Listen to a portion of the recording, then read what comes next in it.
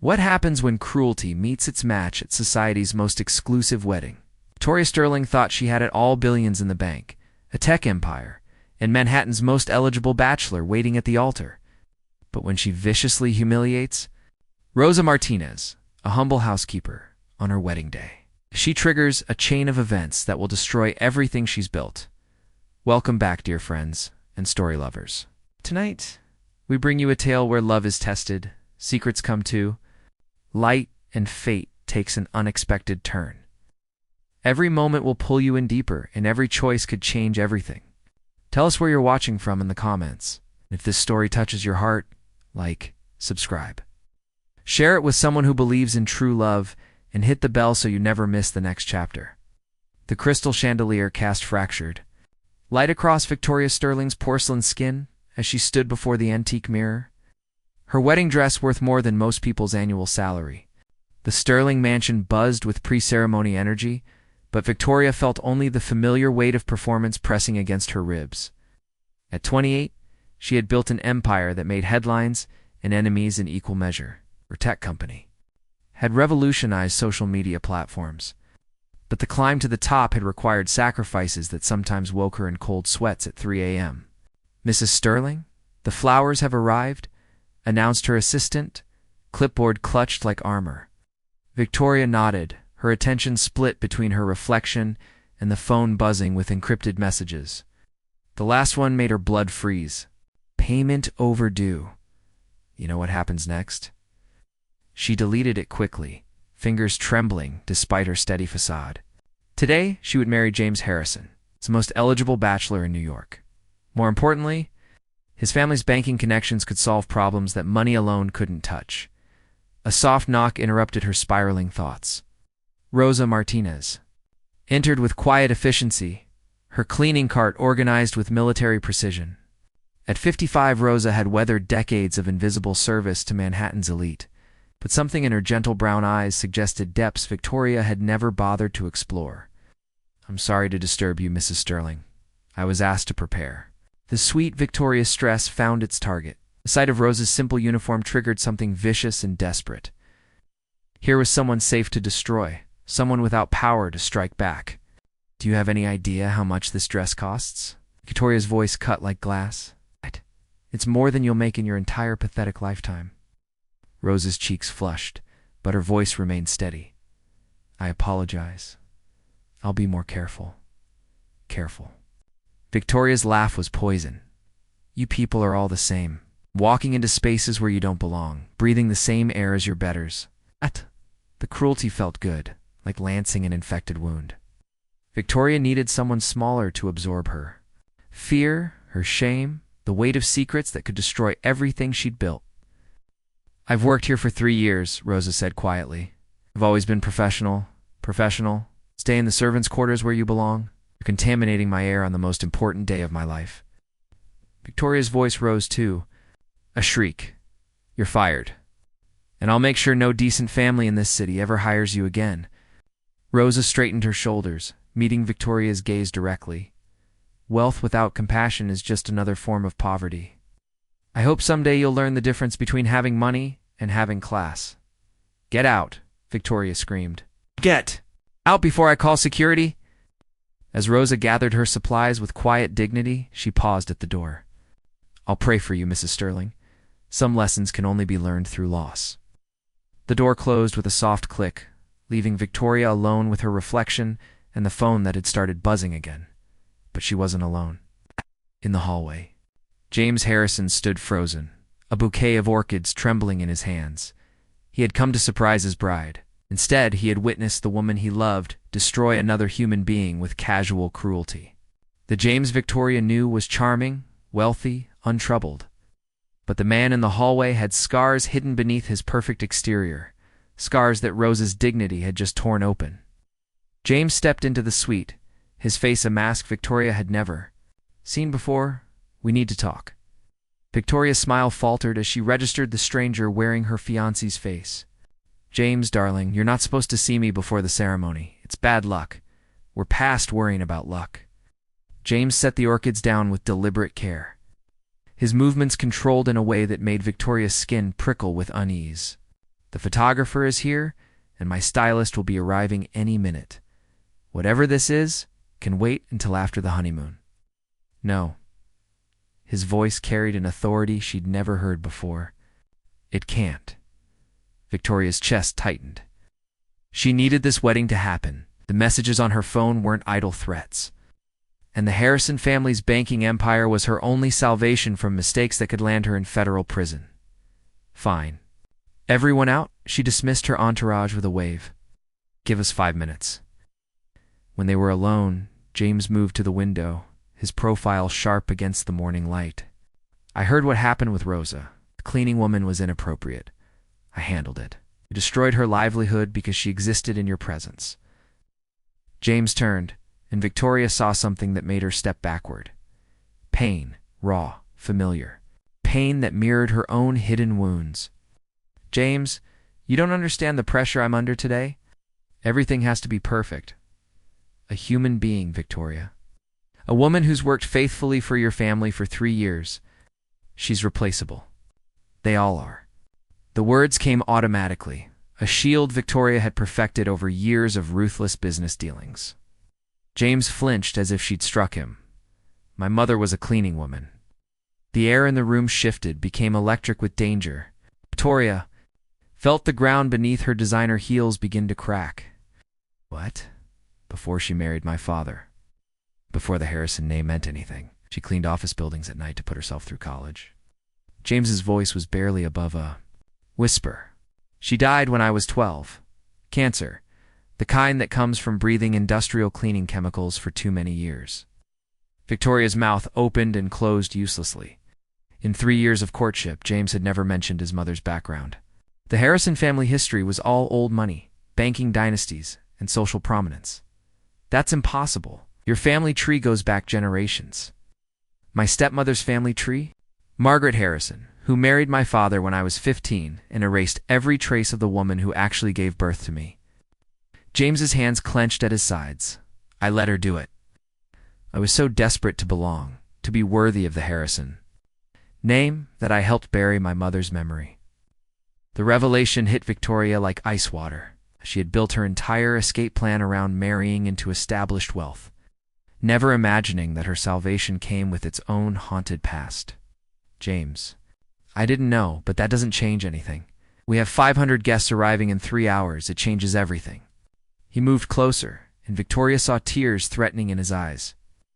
"I watched you become the same monster who convinced me to be ashamed of where I came from. I was going to marry you anyway because I'm a coward who spent 15 years running from the truth." Victoria's phone buzzed again. Another message. "Final warning. You have until midnight." "You don't understand," she whispered, her carefully constructed facade beginning to crumble. "I need this wedding. I need your family's connections. If I don't marry you today, I lose everything." "What are you talking about?" Victoria looked at this stranger who had been her fiancé moments ago, weighing her options. The truth could destroy her, but his confession had shifted something fundamental between them. They were both liars, both running from buried shame. "I've been laundering money through my company's offshore accounts, for people you don't want to meet in dark." Her voice cracked. "I thought I could handle it. Thought I was smart enough to play their game. But they own me now, and if I don't have legitimate banking channels to clean their funds..." James stared at her in horrified silence.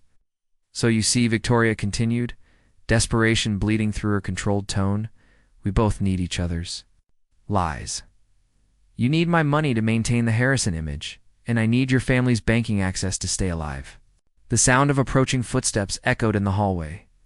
Victoria's bridesmaids returning, chattering excitedly about the ceremony. In moments, they would burst through the door expecting to find a radiant bride.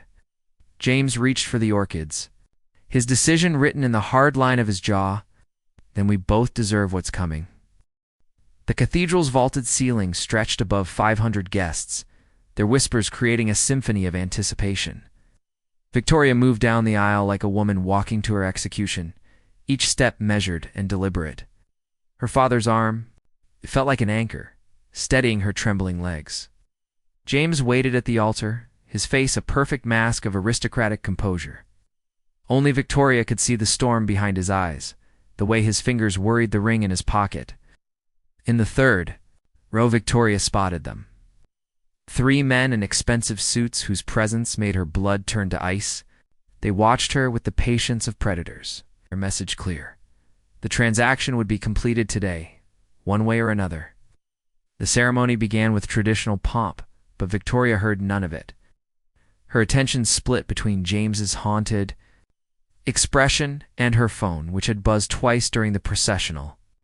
She didn't need to check the messages to know they contained details about what would happen if she failed to secure the Harrison banking connections. Do you, Victoria? Sterling, take James Harrison to be your lawfully wedded husband. The question hung in the air like a blade. Victoria opened her mouth to speak the lies that would save her life, but James's voice cut through her response. Stop! A collective gasp rippled through the congregation. The officiant blinked in confusion, but James stepped forward, his voice carrying to the back of the cathedral. I can't do this. He looked directly at Victoria, his eyes filled with something that might have been apology or absolution. Not like this. Not built on the graves of people we've forgotten. Victoria felt the world tilt beneath her feet. James, what are you doing? I'm remembering who my mother was. His voice grew stronger, more certain. Maria Santos. She came to this country with nothing, cleaned office buildings to pay for nursing school, and raised me to believe that kindness mattered more than status. The whispers in the congregation grew louder, but James continued, his gaze sweeping across the assembled elite. My stepmother convinced me to bury that history, to pretend I was born into wealth instead of earning my place through my mother's sacrifice. Today, I watched my fiancé destroy a woman's livelihood with the same casual cruelty that has poisoned both our souls. Victoria's chest constricted. The 3 men in the third row were no longer sitting. One had his phone pressed to his ear, speaking in rapid, hushed tones. This wedding is built on lies, James announced. And I won't dishonor my mother's memory by taking vows I don't mean to a woman I no longer recognize. He began removing his boutonniere, his movements deliberate and final. James, please. Victoria's voice cracked with genuine terror. You don't understand what you're doing. I understand perfectly. He met her eyes with something that looked like peace. I'm choosing truth over comfort. Finally, the cathedral erupted in chaos. Guests shouted questions, photographers snapped pictures, and Victoria's father began demanding explanations. But Victoria only heard the sound of her phone buzzing insistently in her bouquet. She looked at James one last time, seeing not her salvation, but a man who had found his conscience at the worst possible moment. Then she gathered her skirts and ran. The bridal suite was empty when she reached it, her breathing ragged from the sprint up marble stairs. She fumbled for her phone with shaking fingers, dreading what she would find. 5 missed calls. 3 messages. The last one made her knees buckle. Contract void. Collection begins in 1 hour. Victoria sank onto the antique chair, her wedding dress pooling around her like spilled milk. Through the window, she could see guests streaming from the cathedral, their faces animated with scandal and speculation. A soft knock interrupted her spiral into despair. Mrs. Sterling? Rosa Martinez stepped into the suite, her expression unreadable. I came to collect my final paycheck. Victoria looked up at the woman whose life she had destroyed that morning. Seeing her now through James's eyes, Rosa's dignity, her quiet strength, the way she had maintained grace under attack. Rosa. Victoria's voice was barely a whisper. I'm sorry. I'm so incredibly sorry. I know. Rosa moved closer, her weathered hands gentle as she reached for Victoria's phone. And I'm going to help you. Victoria stared in shock as Rosa scrolled through the threatening messages, her face growing more determined with each one. My first husband wasn't a good man, Rosa said quietly. He got involved with people like this. I learned things. Dangerous things about how to disappear. How? To start over? Why would you help me? After what I did to you? Rosa met her eyes with something that might have been understanding. Because sometimes the only way to save yourself is to save someone else first. Rosa moved with practiced efficiency, pulling curtains closed and checking door locks while Victoria sat frozen in her wedding dress. The older woman's transformation was startling. Gone was the deferential housekeeper. In her place stood someone who understood survival in ways Victoria was only beginning to comprehend. We have maybe 20 minutes before they realize the wedding failure means no access to Harrison banking, Rosa said, emptying Victoria's purse onto the vanity. Tell me about your offshore accounts. All of them. Victoria's mind reeled. Oh. Do you know about financial crime? My first husband, Miguel, ran numbers for the Torino family. When he got greedy and tried to skim, they didn't just kill him. They came for me, for our daughter. Rosa's hands stilled on Victoria's phone. I learned to disappear because the alternative was watching Alina die for her father's sins. The casual mention of violence in Rosa's gentle voice sent chills down Victoria's spine. What happened to your daughter? She's safe. New identity, new life in Oregon, married to a teacher, 3 beautiful children who call me Abuela Rosa when I visit twice a year. Rosa's smile was heartbreaking in its brevity. The price of keeping her alive was never seeing her more than that. Victoria understood with sudden, devastating clarity why Rosa had stayed calm under her attack that morning. Compared to losing a child, verbal abuse from a spoiled billionaire was merely Tuesday. Rosa, I can't ask you to risk that. To risk. Seeing Alina again, you're not asking. I'm choosing. Rosa began transferring Victoria's identification and credit cards into a small bag. Because I see something in you that you don't see in yourself yet. What? The capacity to become someone worth saving. A loud crash echoed from downstairs, followed by shouting voices. Victoria's blood turned to ice as she recognized the tone of men who were done waiting for payment. Rosa grabbed Victoria's arm with surprising strength. Secret passage behind the bookshelf. Leads to the service tunnels. I'll meet you at the delivery entrance in 5 minutes. What about you? I'm going to buy us time. Rosa moved toward the door, then paused. Victoria, I need you to understand something. What I'm about to do will make it impossible for me to ever see Alina again. Ow. The people downstairs, they have long memories and longer reach. Of Rosa's sacrifice hit Victoria like a physical blow. No, I won't let you give up your daughter for me. Find another way. There is no other way. Rosa's eyes filled with tears she refused to let fall. But Alina is safe, happy, surrounded by people who love her. That's more than most mothers can say. Footsteps thundered up the marble stairs, multiple sets moving with military precision. Go, Rosa whispered urgently. Whatever happens, don't look back. Victoria stumbled toward the bookshelf, her wedding dress catching on furniture. Behind her, Rosa opened the door and stepped into the hallway, her voice carrying the authority of someone who had faced worse than death and survived. Gentlemen, I believe you're looking for Mrs. Sterling. Yes. Victoria's hands found the hidden mechanism Rosa had somehow known about, and the bookshelf swung inward to reveal narrow stone steps leading down into darkness. She paused at the threshold, hearing Rosa's voice growing fainter as she led the men away from the secret passage.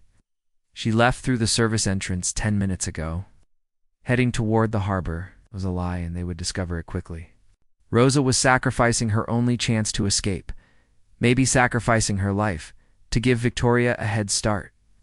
Victoria grabbed her phone and typed frantically, Alina Santos, Portland, Oregon, teacher's wife, to transfer $50 million to Education Trust in her name. She hit send just as the passage door clicked shut behind her. In the darkness of the secret tunnel, Victoria Sterling began the journey toward becoming someone her mother-in-law might have been proud to know. Above her, Rosa Martinez faced 3 armed men with the same quiet dignity she had shown that morning. Knowing that some prices were worth paying for the chance to save a soul that still had hope of redemption, the sound of a single gunshot echoed through the Sterling mansion, followed by silence that seemed to stretch forever. Victoria stumbled in the darkness, Rosa's sacrifice burning in her chest like swallowed fire. There would be no going back.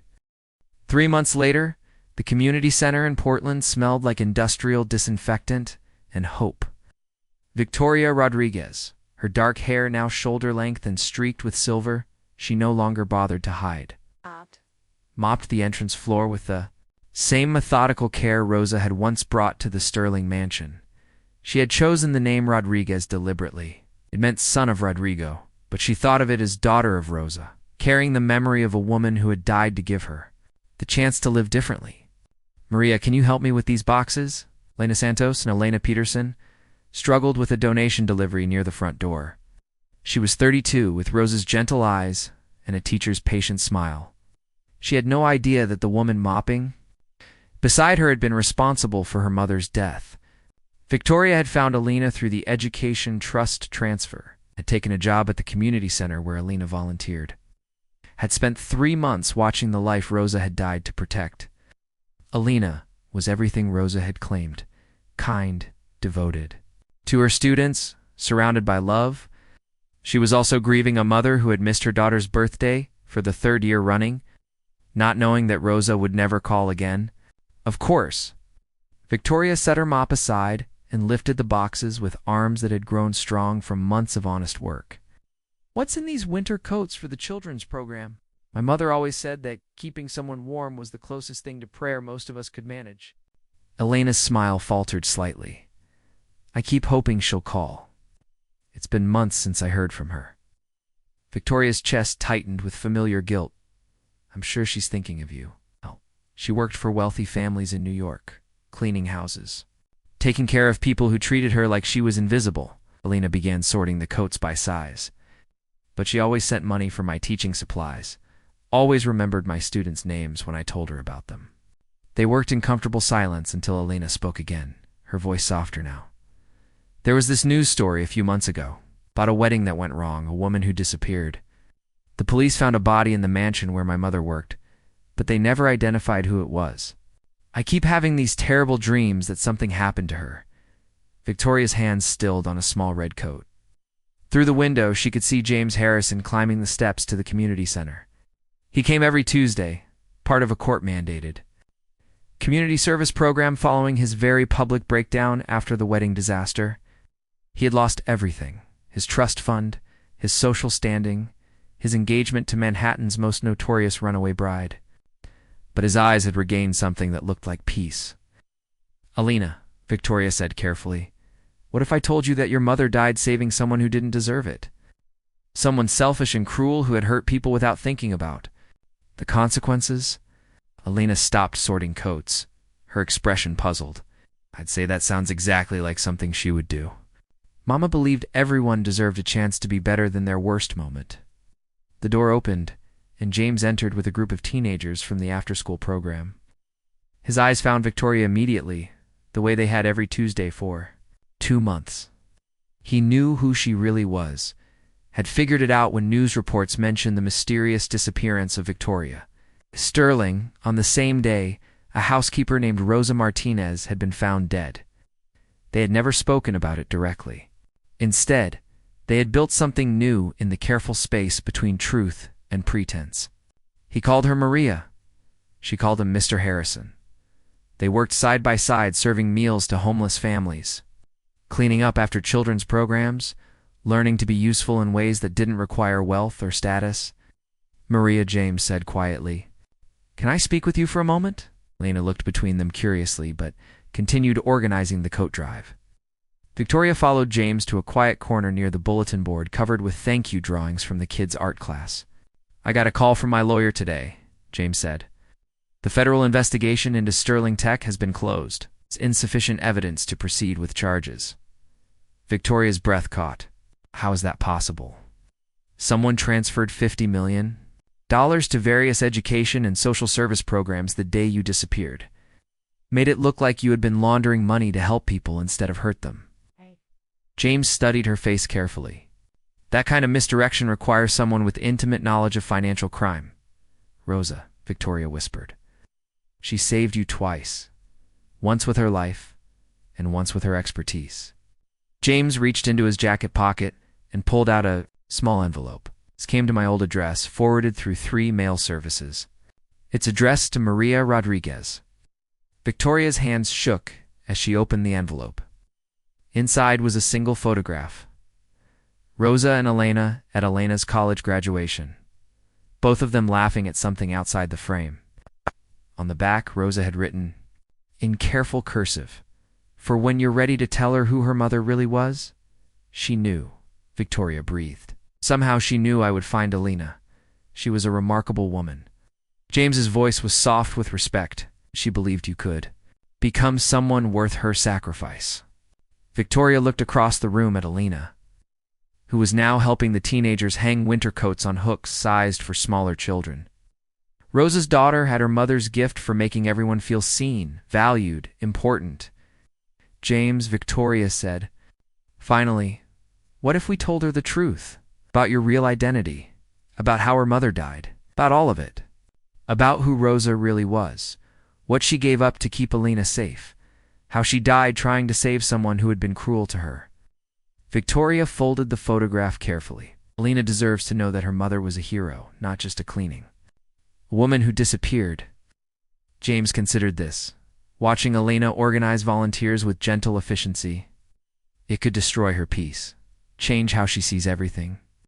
Or it could help her understand why her mother loved her enough to stay away. Why she was so proud of the woman Alina became? Victoria straightened her shoulders in a gesture that would have made Rosa proud. Some truths are hard to carry, but they're harder to live without. Alina looked up from across the room and smiled at them both, the same radiant expression Rosa had worn when she spoke of her daughter's happiness.